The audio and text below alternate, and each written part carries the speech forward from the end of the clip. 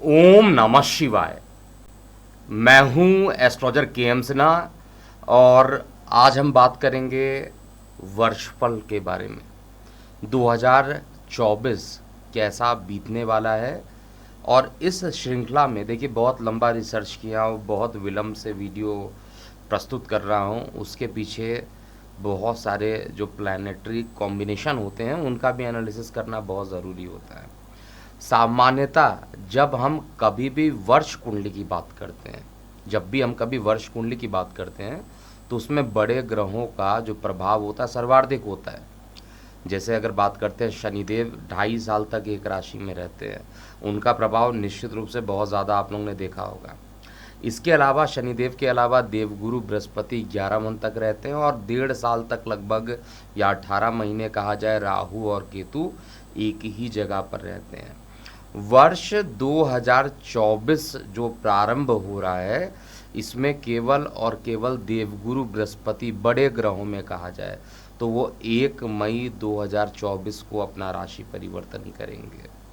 और इसके अलावा जो बाकी बड़े ग्रह हैं उनका किसी प्रकार का कोई राशि परिवर्तन नहीं हो रहा है, क्योंकि अभी रिसेंटली 30 अक्टूबर 2023 को राशि परिवर्तन राहु केतु का हुआ है और शनिदेव अभी पिछले साल ही राशि परिवर्तन की है। तो देखते हैं 2024 कैसा बीतने वाला है। मैंने इसमें पूरे चीज़ों को जो इंक्लूड किया है उसको आप समझिएगा, विदाउट स्किप किए हुए इस वीडियो को समझिएगा, क्योंकि बहुत सारे ट्रांजिशंस भी बीच बीच में होंगे। अब सूर्य की बात कहा जाए, जो आत्मकारक ग्रह है, जो पितृ कारक ग्रह है, जिसको साक्षात आत्मा कहा जाता है, इम्यूनिटी के कारक होते हैं, हड्डी के कारक होते हैं, पूर्व दिशा के स्वामी होते हैं। ये प्रत्येक 1 महीने में अपनी संक्रांति करते हैं, जिसमें मेष संक्रांति से लेकर मीन संक्रांति होती है और मकर संक्रांति तो आप सभी लोग जानते हैं कितना फेमस है। इसके अलावा देवगुरु बृहस्पति जो है लंबे टाइम तक एक ही जगह पर रहते हैं और जब भी एक जगह पर रहते हैं तो ये मार्गी भी होते हैं, वक्री भी होते हैं और जब सूर्य के बगल में आ जाते हैं तो अस्त भी होते हैं। तो इसी तरीके से शनिदेव भी मार्गी वक्री भी होंगे, अस्त भी होंगे और राहु केतु हमेशा वक्री रहते हैं और इनको अस्त कभी नहीं किया था, ये छाया ग्रह होते हैं। तो हम समझते हैं आज के वीडियो में कि मेष लग्न वाले जातकों के लिए प्लैनेटरी पोजीशन क्या क्या बता रही है और आपकी सुविधा के लिए इसको डिस्प्ले में भी दिखाया जा रहा है। तो आपको जितनी भी चीज़ें बताई जा रही हैं उसको साथ साथ मैं कोशिश यही कर रहा हूँ कि डिस्प्ले में भी दिखाया जाए कि मेष लग्न में क्या होने वाला है। और अगर आपके कुछ प्रश्न हैं तो आप निश्चित रूप से अपने प्रश्न को पूछिएगा। सबसे पहले हम बात करते हैं मेष लग्न वाले जातकों के लिए आपके लग्नेश की पोजीशन कहाँ पर रहने वाली है। आपका जो लग्नेश है मंगल है। मंगल भाई का कारक माना जाता है, पराक्रम का कारक माना जाता है, ऊर्जावान ग्रह होता है। अब ये जब वर्ष का प्रारंभ होगा तो अपने उच्चस्थ राशि में रहेंगे, 1 जनवरी को अपने उच्चस्थ राशि में रहेंगे और वर्ष का प्रारंभ में आपका लग्नेश एक तो दिशा बली भी रहेंगे। दशम भाव में ये दिशा बली होते हैं और एनर्जी के कारक हैं।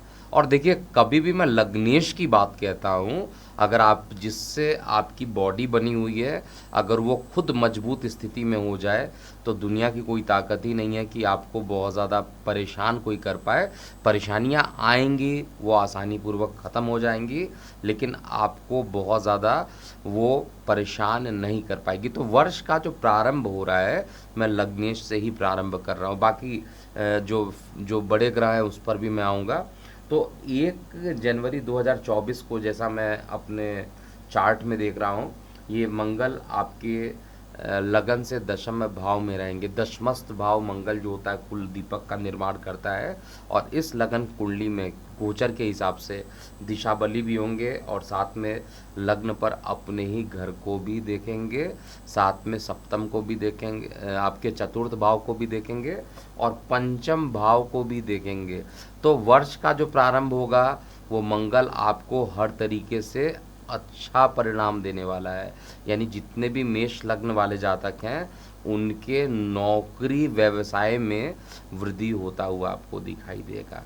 और साथ में अगर मकान खरीदने की सोच रहे हैं तो मंगल जब तक आपका, क्योंकि मंगल का राशि परिवर्तन 5 फरवरी को होगा, 5 फरवरी 2024 को होगा।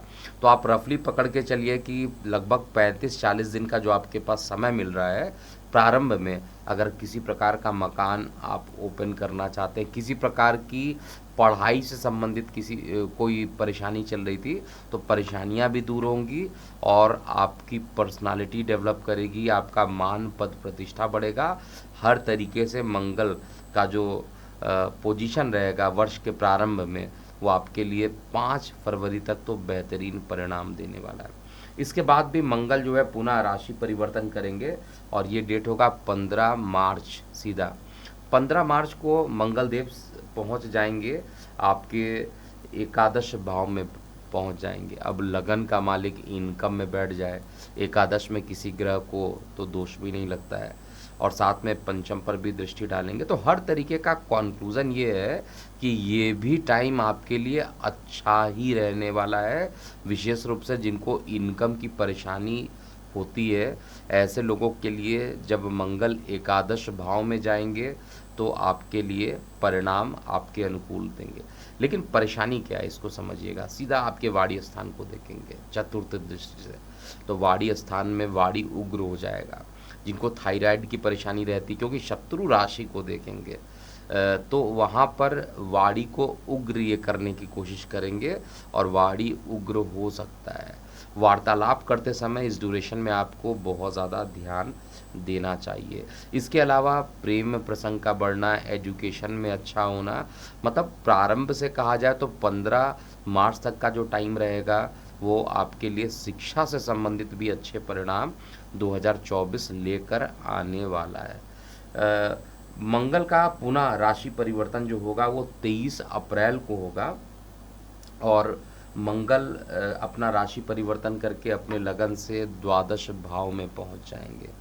मंगल आपके लगन से द्वादश भाव में जाएंगे तो निश्चित रूप से खर्च को बढ़ा देंगे।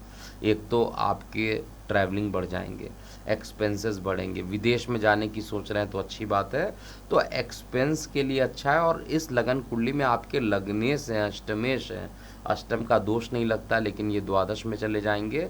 निश्चित रूप से आपको अच्छा ही परिणाम देने वाले हैं और उसके बाद ये राशि परिवर्तन करके आपके लगन में आ जाएंगे। और जब ये लगन में आ जाएंगे, क्योंकि इनका जो लगन में आना होगा वो 1 जून 2024 में लगन में आ जाएंगे।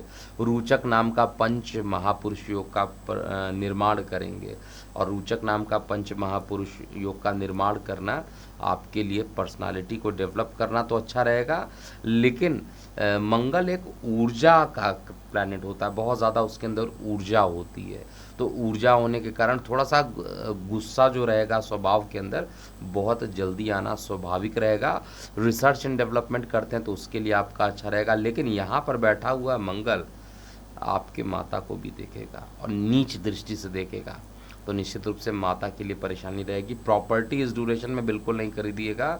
23 अप्रैल से लेकर 1 जून का जो टाइम रहेगा, 1 जून के बाद का जो टाइम रहेगा मैं एग्जैक्टली आपको बता देता हूँ। 1 जून से लेकर मंगल रहेंगे 12 जुलाई तक का। इस पीरियड में निवेश मत कीजिएगा। इस पीरियड में माता के स्वास्थ्य में परेशानियाँ भी उत्पन्न हो सकती हैं। इसके बाद मंगल देवता जो रहेंगे वो 12 जुलाई को राशि परिवर्तन कर लेंगे और राशि परिवर्तन करके आपके लगन से द्वितीय भाव में चले जाएंगे। ये भी पोजीशन कहा जाए तो मंगल के लिए बहुत ख़राब नहीं है। विद्यार्थी वर्गों के शिक्षा अर्जन के लिए अच्छा है और रिसर्च एंड डेवलपमेंट जो लोग करना चाहते हैं उनके लिए अच्छा, और धर्म से जुड़ाव कराएगा। अब देखिए मंगल जब भी धर्म से जुड़ाव कराता है कैसे करता है, मंगल ऐसे नहीं कराता है। मंगल के पास एनर्जी है तो अपना पूरा ऊर्जा दिखा देता है। धर्म में जनरली देखिए लोग सात्विक होते हैं, बहुत प्यार से बोलते हैं और बहुत आराम से, क्योंकि सज्जन लोग होते हैं जो कि धर्म में विश्वास करते हैं। लेकिन जब मंगल का प्रभाव धर्म पे होता है तो वो एनर्जी भी लगाता है और धर्म का प्रचार प्रसार भी करता है। ऐसी चीज़ें मंगल आपको कराएगा और ये जो डेट रहेगा वो 13 जुलाई से लेकर 26 अगस्त तक का टाइम रहेगा जो कि मंगल करेगा। ओवरऑल इस पूरे समय अगर मैं देखता हूँ उसके बाद अपने कारक भाव में जाएंगे वो भी अच्छा रहेगा। तो आपका जो मंगल रहेगा ओवरऑल यानी जो आपके लग्नेश की पोजीशन रहेगी लगभग लगभग आपके लिए अच्छी रहेगी। और मंगल नीच राशि में जाएंगे जब कर्क में, फिर भी ये नीच नहीं होते हैं क्योंकि मंगल ही एक ऐसा ग्रह होता है जो लगातार अपना नीच भंग करता रहता है, क्योंकि चंद्रमा के रिस्पेक्ट में केंद्र में आ जाता है, चंद्रमा के भी उच्च राशि में चले जाते हैं। तो इन कंडीशन में जो होता है ये इसका नीच भंग होता है। तो मंगल कभी भी एक ऐसा ग्रह होता है जब इसका नीच बहुत टाइम तक नहीं रहता है। तो ओवरऑल मंगल की जो पोजीशन यानी जो पहली बात होती है आपकी बात होती है, आपके बॉडी की बात होती है, आपके शरीर की बात होती है, आपके व्यक्तित्व की बात होती है, आपके आत्मविश्वास की बात होती है। इन सभी चीज़ों में कहा जाए तो मंगल ज़बरदस्त रिस्पांस देगा। और ये मैं डंके के चोट पे बोलता हूँ, मंगल का रिस्पांस आपके लिए बहुत अच्छा है। और अगर लग्नेश बहुत स्ट्रांग हो गया तो दुनिया में कोई भी चीज़ ऐसी नहीं हो सकती है जो आपके लिए ख़राब हो सकती है। ये तो आपके लिए पॉजिटिव चीज़ें हैं। और बीच में कुछ यात्राओं के योग भी मैंने बताया हुआ है, डेट उसको भी आप नोट करके चलिएगा। अब हम बात करेंगे केवल उन ग्रहों का जिनका दीर्घकालीन प्रभाव रहता है।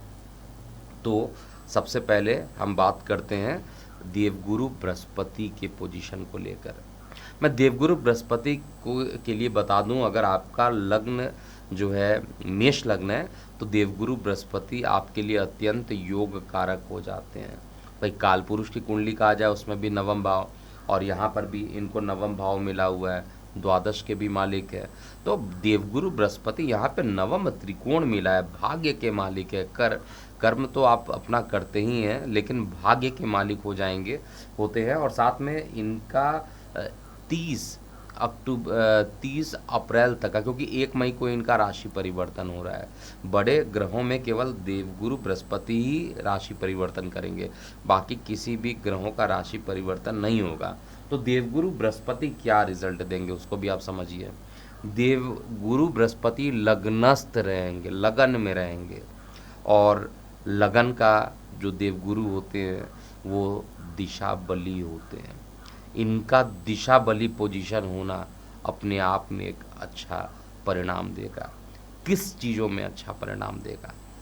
आपके मानसिक, शारीरिक, आर्थिक हर तरीके से देवगुरु बृहस्पति आपके लिए बहुत ही अच्छा परिणाम देंगे। भाग्य का सहयोग कराएंगे। आपकी जो धार्मिक रुझान है वो आपको धर्म के प्रति आपका झुकाव बढ़ाएंगे। और साथ में धार्मिक यात्राओं को भी ये डेवलप करने वाले हैं। और धार्मिक यात्राओं को डेवलप करेंगे, हर तरीके से अच्छा परिणाम देंगे। यहाँ पर अगर आपको संतान नहीं हो रही थी, संतान से संबंधित किसी प्रकार की परेशानी हो रही थी, या संतान है लेकिन संतान से आपका मनमुटाव ज़्यादा रहता है, या आप संतान हैं उनकी स्वास्थ्य में परेशानी या किसी तरीके की अकस्मात कोई परेशानी आई है, तो देवगुरु बृहस्पति यहाँ पर बैठे हुए 30 अप्रैल 2024 तक इन सभी परेशानियों को ये ख़त्म करेंगे। और ये बहुत ही अच्छा योग रहेगा देवगुरु बृहस्पति का, आपको हर तरीके से लाभान्वित करेंगे। लेकिन ये 30 अप्रैल तक का जो टाइम रहेगा, सप्तम को भी देखेंगे, और सप्तम को और वो भी शुक्र के स्थान को देखेंगे। तो इसलिए विवाह के जो योजना आप बना रहे होंगे कि विवाह किसी तरीके से हो जाए, मेष लग्न वाले जातकों के लिए कुछ ना कुछ ये डिले करा देंगे। 30 अप्रैल तक हर चीज़ें अच्छी देंगे, मानसिक तनाव को कम करेंगे। आप अपने आत्मबल से कहा जाए, आप अपने भाग्य के सहयोग से कहा जाए, हर चीज़ों में सफलता आपको मिलेगी। लेकिन विवाह को लेकर थोड़ी समस्याएं यहाँ पर उत्पन्न हो सकती है। हालांकि जिनके विवाह हो चुके हैं उनके मैरिड लाइफ अच्छे रहेंगे, लेकिन जिनके विवाह नहीं है और उनकी बात चल रही है तो थोड़ा डिले अभी भी शनिदेव यहाँ पर कराते हुए मुझे दिखाई दे रहे हैं। और शनिदेव जो हैं भले ही मेष राशि में है, दिशा बली है, लेकिन अभी भी शनि का प्रभाव इनके ऊपर से नहीं हटा हुआ। शनि की दृष्टि पड़ रही है और शनि की दृष्टि पड़ने के कारण ही जब शनि और बृहस्पति साथ में थे, कोविड आया था, याद होगा आप लोगों को। और शनि अभी बृहस्पति को देख रहे हैं, नीच दृष्टि से देख रहे हैं। तो पहले भी बताया गया था कि जब भी शनि और बृहस्पति का ये कॉम्बिनेशन होगा तो एक परेशानी उत्पन्न करेगा। तो कोविड के केसेस बीच में देखिए थोड़े से उछल भी रहे हैं, कुछ नए प्रकार के डिसीज़ भी सामने आ रहे हैं। लेकिन आपके लिए बृहस्पति देव का यहाँ पर पोजीशन बैठना ओवरऑल अच्छा है, अगर मैं मेष लग्न की बात करता हूँ। अब क्या होगा जब देवगुरु बृहस्पति अपना राशि परिवर्तन करेंगे, क्योंकि देवों मतलब जितने भी देवों के गुरु माने जाते हैं, देवों के आचार्य माने जाते हैं, भाग्य भाव के कारक माने जाते हैं, द्वितीय के भी कारक हैं, मतलब धन के भी कारक हैं, परिवार कुटुंब के कारक हैं, पंचम के कारक हैं, दशम के कारक हैं, एकादश के कारक हैं। इन सभी के कारक होने के कारण अब ये अपने कारक भाव में 1 मई को ठीक राशि परिवर्तन करेंगे। 1 मई को जैसे ही आपके लगन से द्वितीय भाव में देवगुरु बृहस्पति जाएंगे, जैसे ही देवगुरु बृहस्पति आपके लगन से द्वितीय भाव में जाएंगे, यहाँ पर परिवार में एकता बढ़ाएंगे, परिवार का सहयोग मिलेगा, धन के संचय करने में आपको आसानी महसूस होगा। लेकिन कुछ परेशानी भी यहाँ पर ये डेवलप कर सकते हैं। देखिए, जो रिसर्च एंड डेवलपमेंट में जो लोग लगातार प्रयास कर रहे हैं उनके लिए तो अच्छा है, उनके लिए कोई दिक्कत नहीं है।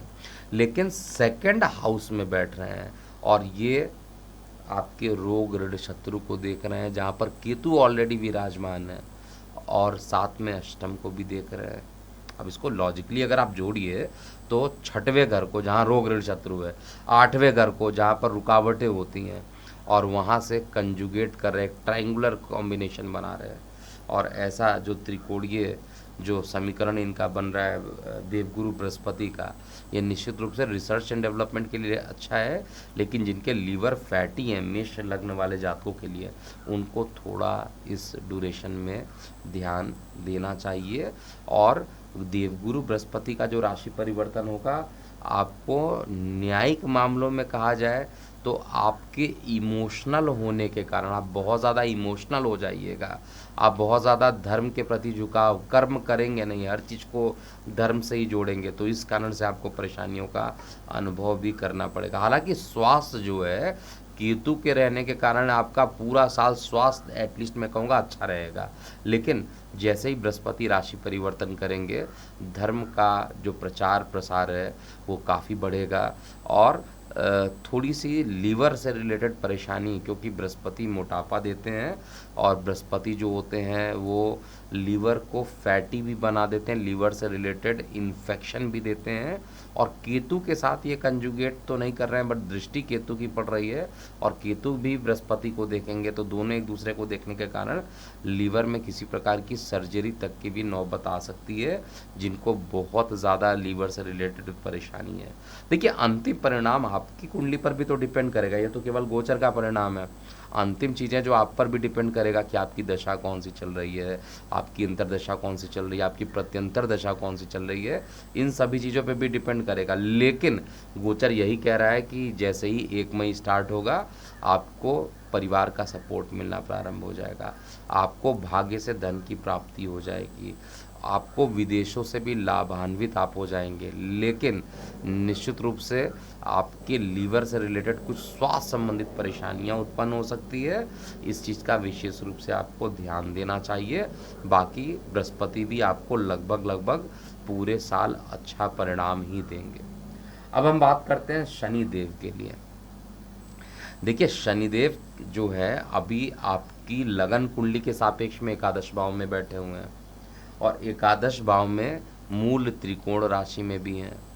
एकादश भाव एक ऐसा भाव होता है जहाँ पर कोई भी ग्रह अपना खराब प्रभाव नहीं देता है, लेकिन लगातार शनिदेव, जिसको न्याय का देवता कहा जाता है, शनिदेव को न्याय का देवता कहा जाता है, शनिदेव न्यायाधीश हैं, सेवक भी कहा जाता है, न्याय के देवता भी हैं, और लगातार देवगुरु बृहस्पति को नीच दृष्टि से वॉच करेंगे।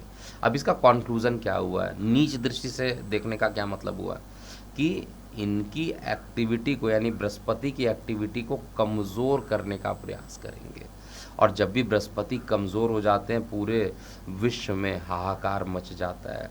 सबसे बड़ा एग्जाम्पल मैं दूर नहीं जाऊंगा, कोविड वाले केस में चलिएगा, जब शनि के साथ बृहस्पति देवता साथ में बैठे थे और उस समय ऐसी पेंडेमिक आई, पूरे वर्ल्ड में हाहाकार मचा था। तो शनिदेव अभी भी जो बृहस्पति देव को देख रहे हैं और ये 1 मई तक देखेंगे, तो आपकी कुंडली में धर्म के प्रति कुछ कठिनाइयों के साथ लेकिन काम बनाएंगे। और ये 1 मई तक जब तक ये देखेंगे, हर काम में कुछ विलंब के साथ ही होगा। तो कुछ रेमेडी भी आपको यहाँ पर करना चाहिए, क्योंकि बृहस्पति देव आपके योग कारक ग्रह हैं। या तो विष्णु सहस्त्र नाम का पाठ प्रतिदिन कीजिए तो आपके लिए अच्छा रहेगा, या तो ओम ग्रांग ग्रिंग ग्रोंग सा गुरुवे नमः का जाप कीजिए तो आपके लिए अच्छा रहेगा। इन सभी चीज़ों में कुछ ना कुछ आपको भगवान विष्णु से संबंधित चीज़ों का अगर आप जाप करते हैं, अगर उनके पाठ करते हैं, तो आपको रिजल्ट एटलीस्ट अच्छा मिलेगा। और मस्तिष्क पे केसर का तिलक भी ज़रूर लगाइएगा, ये भी आपको लॉन्ग टाइम तक के लिए अच्छा परिणाम देने वाले हैं। इसके अलावा शनिदेव की क्योंकि अलग दृष्टियाँ भी होती हैं, तो 7वीं दृष्टि आपके संतान भाव पर भी पड़ने वाली है। 7वीं दृष्टि जो रहेगी शनिदेव की, वो आपके संतान भाव प्रेम प्रसंग पे जाएगी, तो विद्या अर्जन में थोड़ा डिले अभी भी कराएंगे। विद्या अगर आप चाहते हैं कि मतलब कंप्लीट हो जाए, एजुकेशन कंप्लीट हो जाए, तो उसमें अभी ये डिले करने की कोशिश करेंगे। आप स्टार्ट करेंगे पढ़ाई करने के लिए और आप अपना टारगेट बनाएंगे कि इस टाइम तक आपको फिनिश करना, उसमें डिले करते रहेंगे। और ये डिले करते करते आपके पेशेंस को भी चेक करेंगे। अगर आप इनके परीक्षा में पास रहें, शनिदेव की परीक्षा में अगर आप पास रहें, इसका मतलब शनिदेव क्या किस तरीके का परीक्षा लेते हैं, ऐसा कुछ तो है नहीं कि उनके ऑनलाइन रिजल्ट आते हैं। शनिदेव किस चीज़ का काम करते हैं, शनिदेव जो होते हैं पेशेंस आपका चेक करते हैं। आप पढ़ाई करना है, आपको निद्रा दे देंगे, आपको आलस्य दे देंगे, आपसे पेशेंस देखेंगे कि आपके अंदर कितना पेशेंस है। अगर आपने हर चीज़ को त्याग करके लगातार कार्य व्यवसाय में, लगातार शिक्षा में अगर आप लगातार इन्वॉल्व होते रहते हैं, तो आपको रिवार्ड भी देंगे और बहुत अच्छा रिजल्ट भी शनिदेव करेंगे यहाँ पे। लेकिन शिक्षा में डिले है, डिले का कारक है, तो शिक्षा थोड़ा अभी और विलंब होगी। लॉन्गेविटी शिक्षा की बढ़ते हुए दिखाई दे रही है। और सबसे इम्पॉर्टेंट बात है, शनिदेव जो अष्टम को देखेंगे, अपने कारक भाव को देखेंगे। कारक भाव को देखने के कारण रिसर्च डेवलपमेंट में बहुत ज़्यादा मेहनत कराएंगे। रिसर्च के थ्रू कुछ एक ऐसा रिसर्च करेंगे जिससे इनकम भी बढ़ेंगे। इनकम में खुद बैठे हैं, इनकम के खुद मालिक भी हैं और दशम भाव के भी मालिक हैं। तो निश्चित रूप से कर्म प्रधान ग्रह एग्जैक्टली कहा जाए तो कर्म के मालिक हैं। भाग्य तो साथ देगा, कर्म के मालिक है, तो ये भी शनिदेव का जो प्रभाव रहेगा 2024 में आपके लिए ओवरऑल शिक्षा को लेकर लॉन्गेविटी बनेगी। लेकिन रिसर्च एंड डेवलपमेंट में कुछ ऐसा काम आप करेंगे जिससे आपके आय के स्रोत भी बढ़ेंगे और इंट्यूशनल पावर बहुत ज़्यादा एक्टिवेटेड इस पूरे 2024 में मेष लग्न वाले जातकों का होने वाला है। स्थान परिवर्तन के योग जो हैं शनिदेव यहाँ पर बनाएंगे।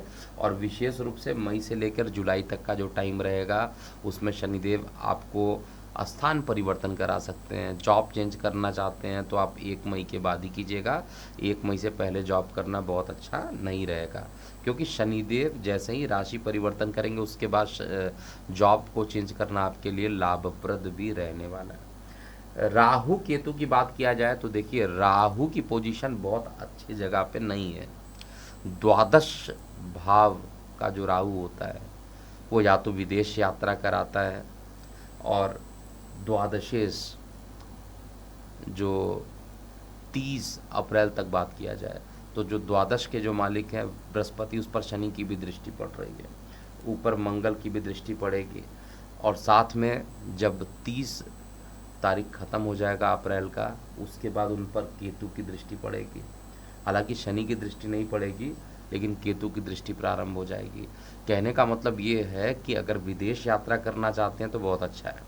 लंबी दूरी की यात्रा करना, इवन जो राहु द्वादश भाव का बैठा है, आपको पैतृक संपत्ति में अच्छे परिणाम देंगे और आपको विदेश में जाकर सेटल भी करेंगे।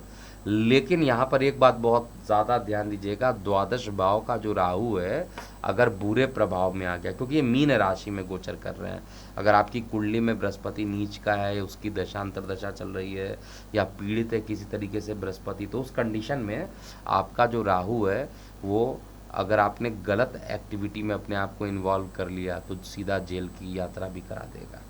और अगर सही पोजीशन पे आपकी कुंडली में भी है तो ऐसे कंडीशन में एक लंबी दूरी की यात्रा, विदेश की यात्रा भी राहु देवता यहाँ कराएंगे। केतु हर तरीके से कहा जाए आपके लिए अच्छा प्रभाव दे रहे हैं जिनको जॉब चेंज करना है, क्योंकि 30 अक्टूबर 2023 को इनका राशि परिवर्तन हुआ है। अगर जॉब इत्यादि चेंज करना है तो मेरे ख्याल से मैक्सिमम लोगों ने जॉब चेंज कर लिया होगा, अगर नहीं किया तो फरवरी तक के जॉब चेंज करने के योग बनते हैं। आप जॉब चेंज कर लीजिए अगर चेंज करना चाहते हैं। लेकिन कुल मिलाकर जो केतु का जो प्रभाव है आपको बड़ी पॉजिटिव, बहुत ही सकारात्मक रिजल्ट यहाँ पर देने वाला है। और पॉजिटिव किस चीज़ के लिए देने वाला है? आपके स्वास्थ्य को लेकर। स्वास्थ्य अगर अच्छा है तो आपके लिए पूरी लाइफ अच्छी रहेगी। स्वास्थ्य खराब है तो कितना भी धन हो, कितना भी सहयोग लोगों का मिले, आपका स्वास्थ्य ही अगर साथ नहीं दे रहा हो तो हर चीज़ खराब हो जाती है। स्वास्थ्य से बढ़कर कुछ नहीं है। और इस साल 2024 में जो सबसे इम्पॉर्टेंट बात है कि स्वास्थ्य भी अच्छा रहेगा। तो अगर मैं समरी लिखना चाहता हूँ, अगर ऐसे व्यूअर जो इस पूरे वीडियो को नहीं देखना चाहते हैं, केवल इसका पॉइंट 1 मिनट में अगर सारांश के रूप में देखना चाहते हैं, तो आप ये समझिए कि मेष लग्न वाले जातकों के लिए 2024 जो आ रहा है वो आपका लग्नेश बहुत प्रबल पोजीशन पे रहेगा। इसलिए आपकी महत्वपूर्ण जितने भी काम हैं वो बनेंगे, रुकावटें आएंगी वो भी ख़त्म हो जाएंगी, धर्म के प्रति झुकाव भी आपका बढ़ेगा। लंबी दूरी की यात्रा, विदेश यात्रा तक के होने की संभावना बनती है। और थोड़ा सा स्वास्थ्य को लेकर कहा जाए तो वैसे तो स्वास्थ्य अच्छा रहेगा, लेकिन जब देवगुरु बृहस्पति 1 मई को राशि परिवर्तन करेंगे उसके बाद उदर संबंधित, लीवर संबंधित किसी प्रकार की परेशानी भी ये उत्पन्न करेंगे। विवाह के लिए 30 अप्रैल तक का समय अच्छा नहीं है, उसके बाद विवाह के योग बनते हैं। और विवाह आपको, अगर जो लोग विवाह करना चाहते हैं, अविवाहित लोग हैं, उनके लिए भी अच्छा परिणाम देंगे। तो ओवरऑल 2024 मुझे बहुत ज़्यादा चैलेंजिंग नहीं दिखाई दे रहा है मेष लग्न वाले जातकों के लिए।